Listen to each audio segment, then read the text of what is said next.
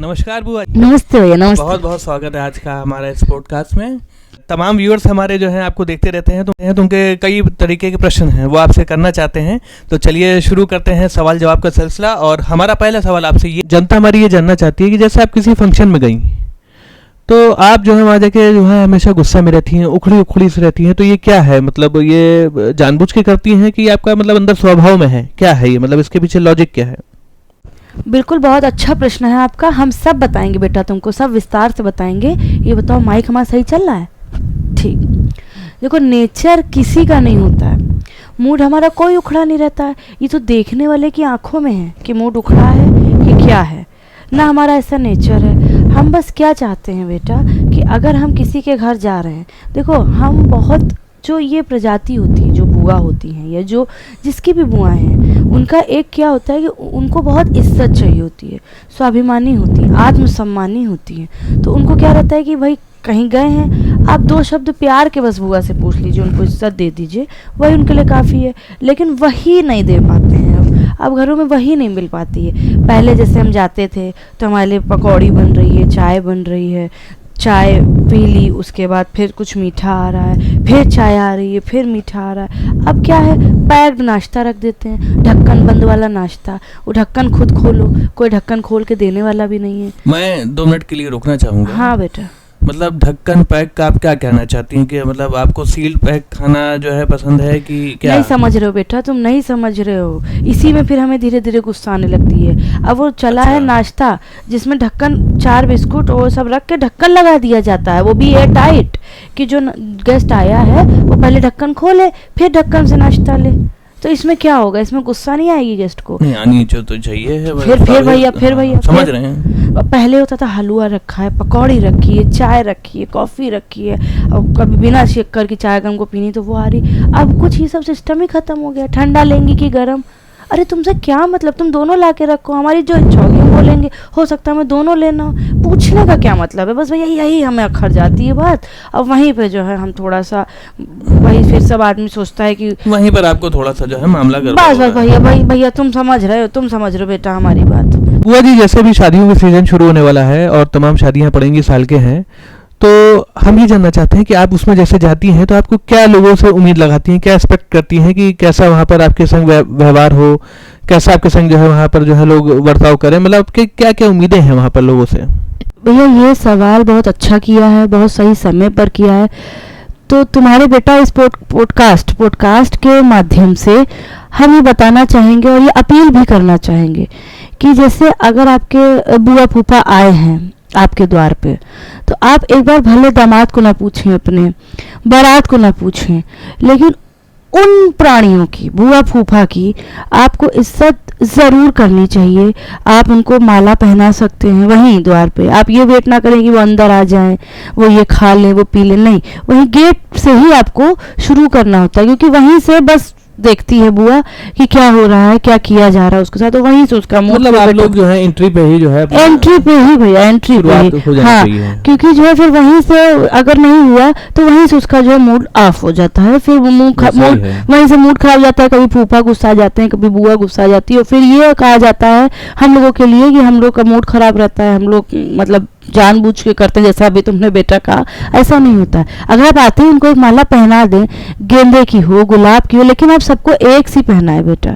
ऐसा नहीं कि आपने छोटी बुआ की गुलाब की पहना दी, बड़ी बुआ को आपने जो है गेंदा और गुलाब मिक्स पहना दी, और जो बीच की रखनी चाहिए समानता भैया बहुत जरूरी है किसी भी काम में। बीच की बुआ को आप सिर्फ गेंदा पहना रहे हैं बेटा। हम देखो इतना हम बोल्ड रहे हैं शुरू से, अपने हक के लिए हम जरूर बोले हैं। तो ये केस हमारे साथ पहले हो चुका है कि हमको जो है सिर्फ गेंदे की माला पहनाई गई थी। तो हमने आवाज उठा दी थी। अभी कोई सीधी बुआ होती तो शायद वो चीज ना कह पाती और अपने मन में रख लेती, और फिर आगे वो उसी हिसाब से फिर वो मन में रखे रखे काम करती।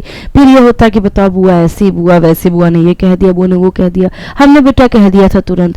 तो अब हम ये चाहते हैं कि आगे के सीजन में, जो शादी का सीजन आ रहा है, तो आप ये ध्यान रखें कि पहले तो एक चीज हमारी नोट करें कि एंट्री से ही बुआ को अगर आपने प्रॉपर इज्जत दे दी तो हो सकता है कि आगे आपका जो है वो बहुत खुशी खुशी सारा काम निपटवा दे, सारा खुश रहे, हंसती खेलती रहे, और बुआ अगर खुश तो फूफा ऑटोमेटिक खुश, है ना। और दूसरी बेटा आपको समानता रखनी है। अगर आपकी 4 बुआएं हैं तो चारों बुआओं को आप एक समान इज्जत दे बेटा। और जो बुआ के बच्चे हैं, मेन चीज़ उनको भी आप ज़रूर ध्यान रखें और उनको भी आप बराबर से जो है पूछें। बस बेटा हमारा यही है कि एक हमारे दर्शक हैं, तो उनका ये सवाल आया है कि उन्होंने बुआ के संग उनकी शादी आदि में गई थी, उन्होंने काफ़ी इज्जत दी, सब कुछ करा, लेकिन अंत में फिर भी वो खुश होके नहीं गई।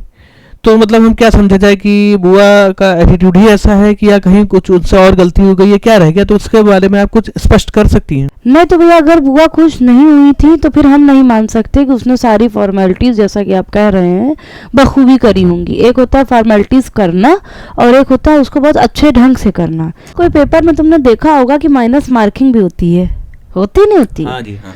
तो ऐसे ही तुमने जैसे 4 सवाल सही करे, एक गलत कर दिया, तुम्हारे नंबर कट गए। तो ऐसे ही जो आपने 4 फॉर्मेलिटीज बहुत अच्छे से कर दी, 5वीं में कहीं कोई गलती कर दी बेटा, तो तुम्हारे नंबर कट जाएंगे। नंबर कटने का मतलब क्या है? बुआ वहीं से गुस्सा हो जाएंगी। तो हम ये मान नहीं सकते हैं कि अगर आपकी बुआ खुश होके, संतुष्ट होके नहीं गई हैं तो आप ये कहें कि हमने बहुत अच्छे से उनको पूछा था। क्योंकि कहीं ना कहीं जो है कहीं ना गलती है। तुम बेटा बहुत समझदार हमें लग रहे हो, हमें लग रहा है बुआ है तुम्हारी बेटा? 4 बुआएं हैं। हाँ। तो फिर जो है सब बहुत खुश रहती है। तुम हमारी बातों को समझ रहे हो बेटा, यही बहुत बड़ी बात है।